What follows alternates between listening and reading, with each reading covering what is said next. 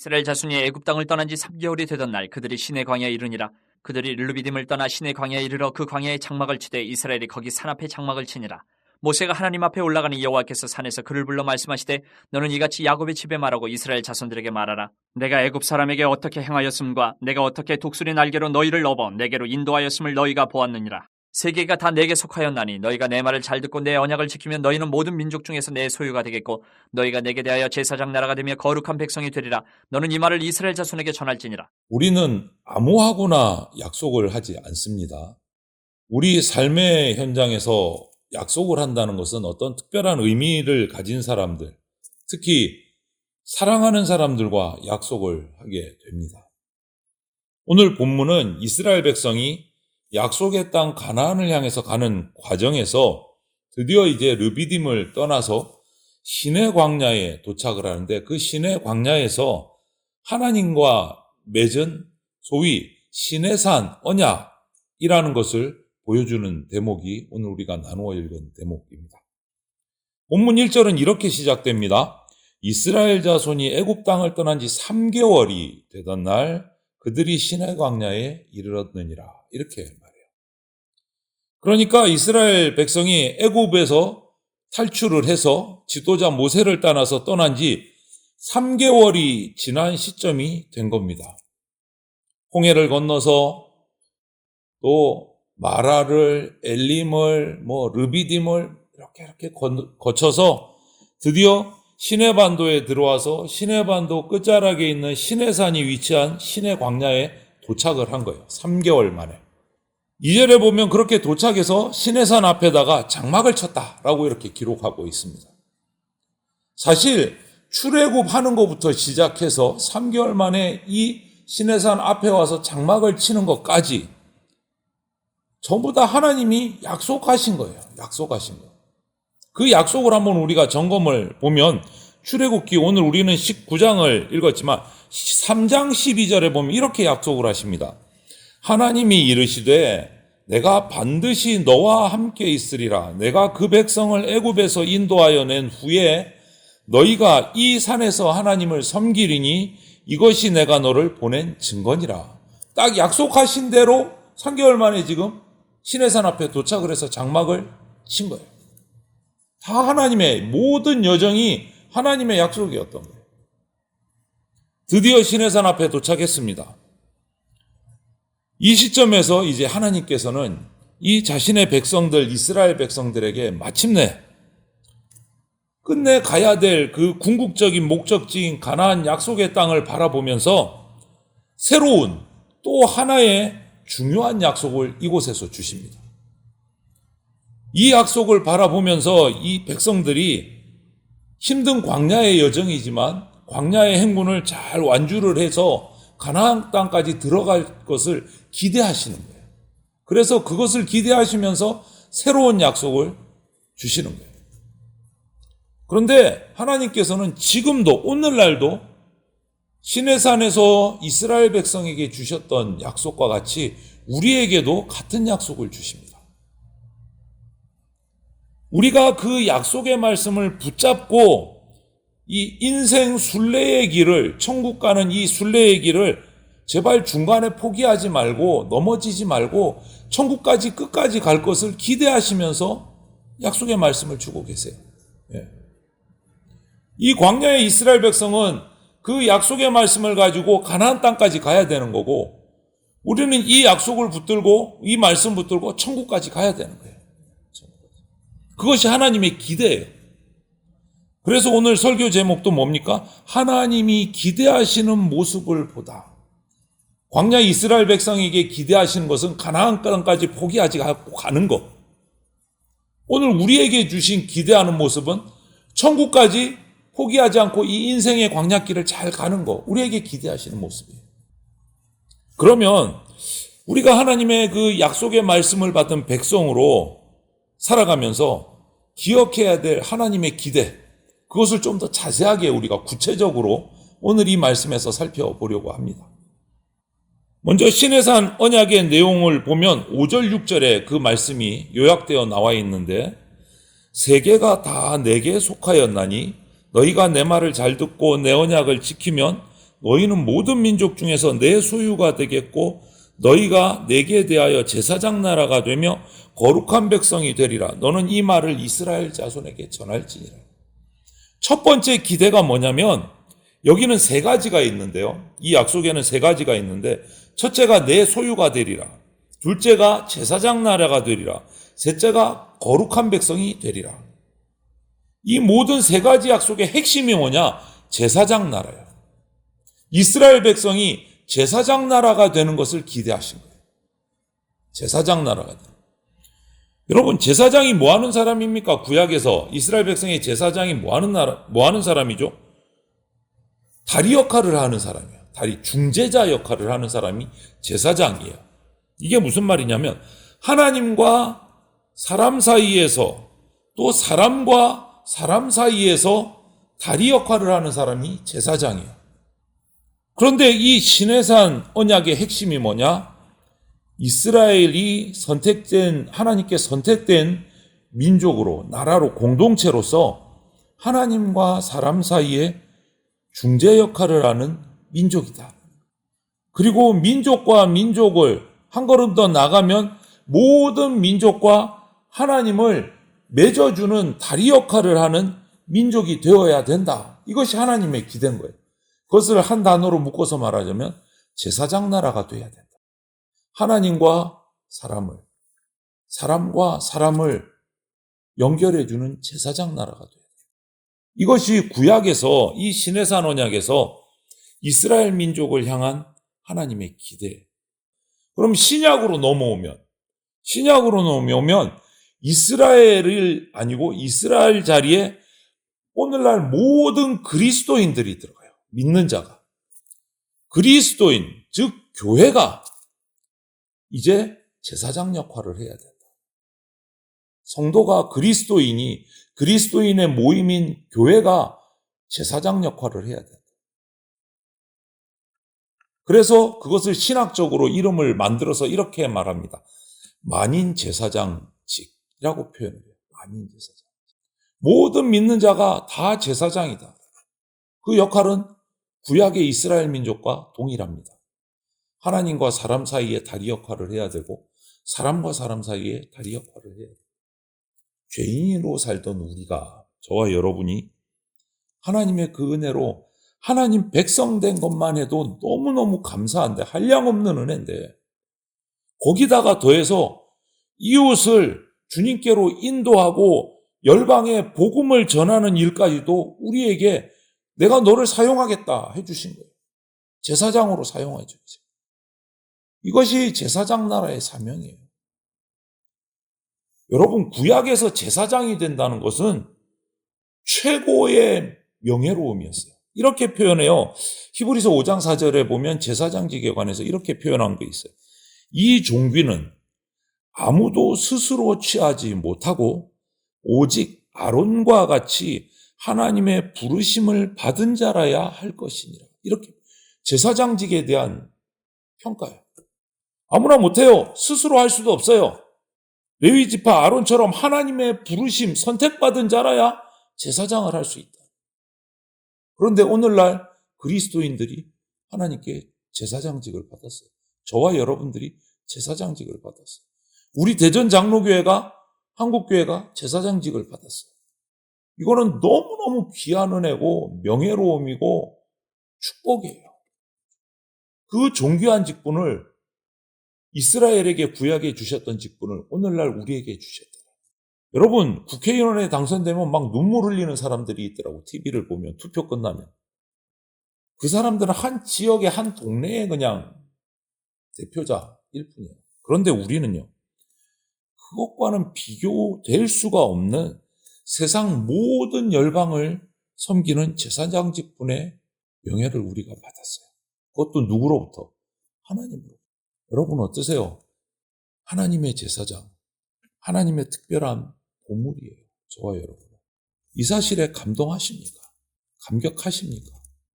이 은혜를 느끼셔야 돼요. 내가 너무너무 존귀한 직분을 받았구나. 보물과 같은 존재가 됐구나. 이것을 우리가 느껴야 돼요. 그것이 하나님의 기대예요. 제사장 나라가.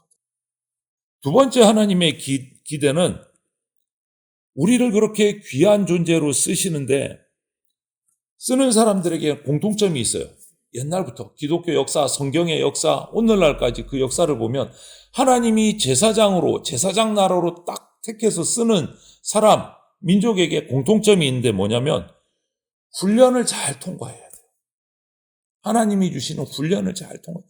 훈련 쉽지 않습니다. 정말 고난이 있기도 하고 어렵기도 하고 참 쉽지 않은 훈련인데 그렇다고 그 훈련을 굳이 두려워할 필요는 없어요. 왜냐하면 그 훈련을 받는 동안 하나님의 특별한 보호하심이 있기 때문에. 왜 이렇게 보호하실까요? 훈련 잘 끝내고 제사장 나라가 돼야 돼요. 이게 하나님의 기대인 거예요.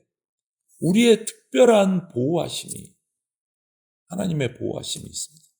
그래서 19장 4절에 보면 내가 애굽 사람에게 어떻게 행하였음과 내가 어떻게 독수리 날개로 너희를 업어 내게로 인도하였음을 너희가 보았느니라.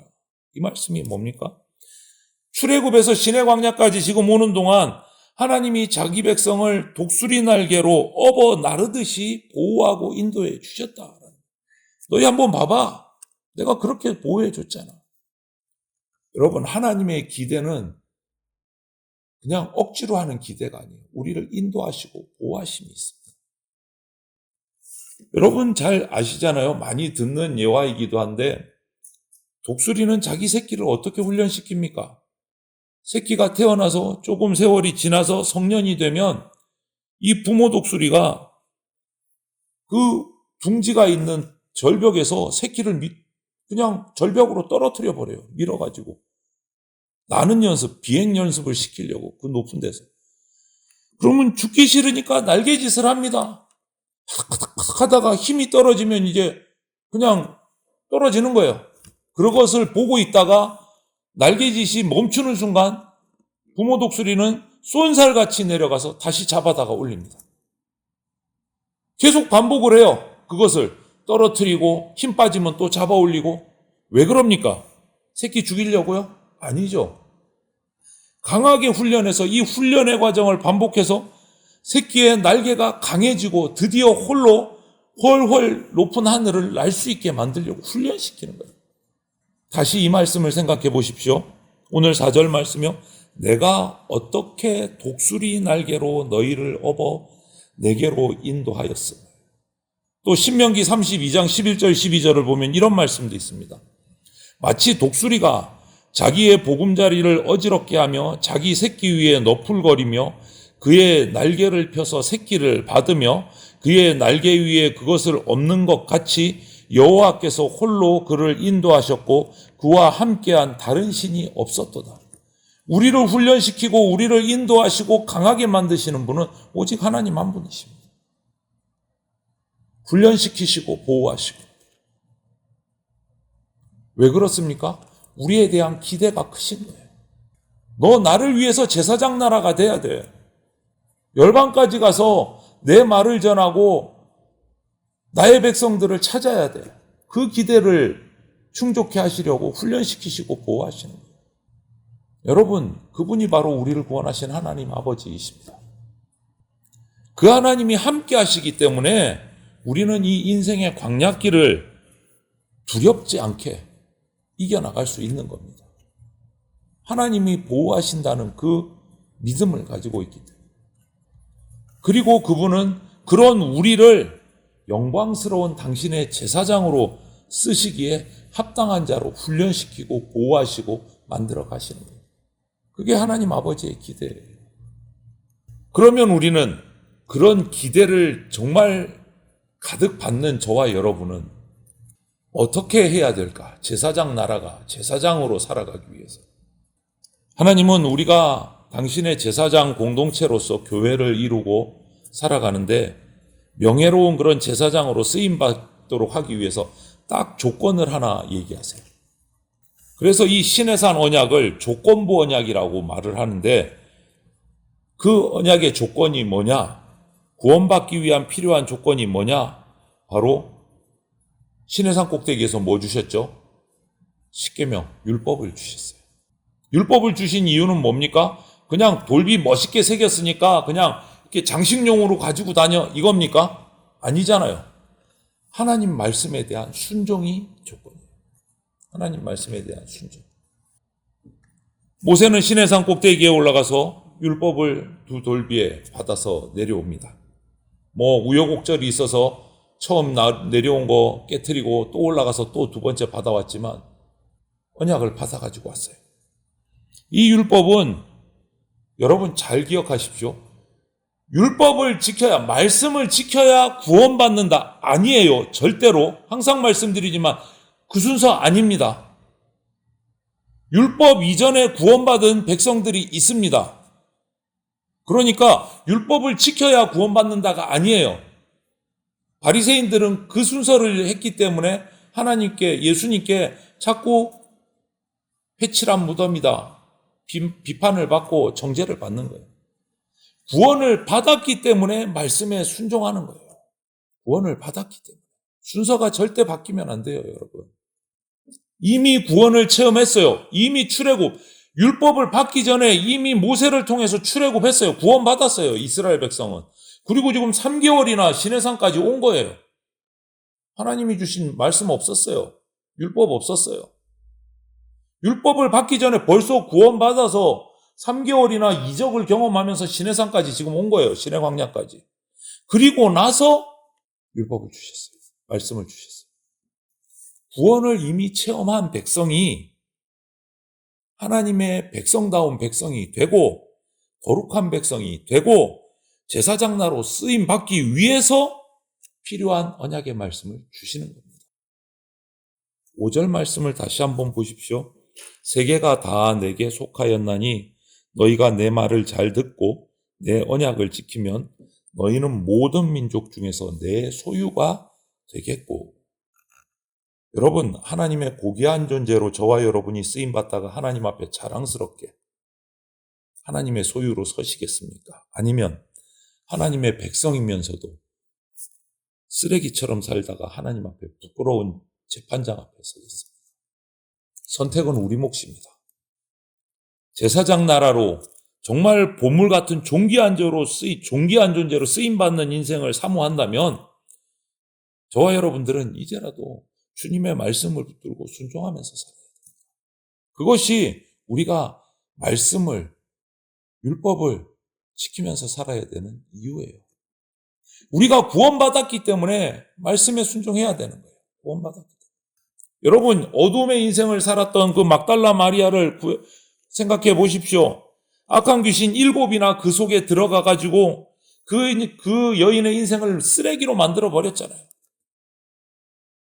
그런데 주님을 만나고 나서, 예수님을 만나고 나서 예수님의 말씀을 붙들고 살기 시작하고 예수님께 그 신앙을 고백하자마자 귀신은 떠나가고 여인은 교회 역사상 가장 거룩한 여성 지도자 중에 한 사람으로 쓰임받기 시작했습니다.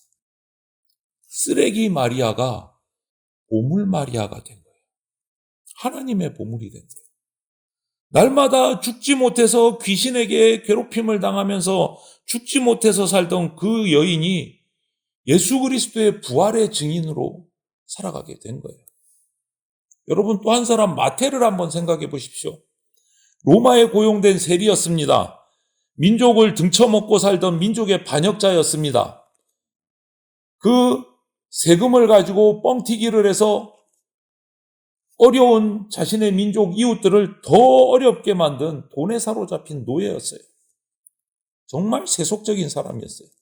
그랬던 그가 예수님을 만나고 예수 그리스도의 제자가 된 이후에는요, 이제 함께하던 동료 세리들에게 복음을 전하고 인도하는 복음 전도자가 됐어요.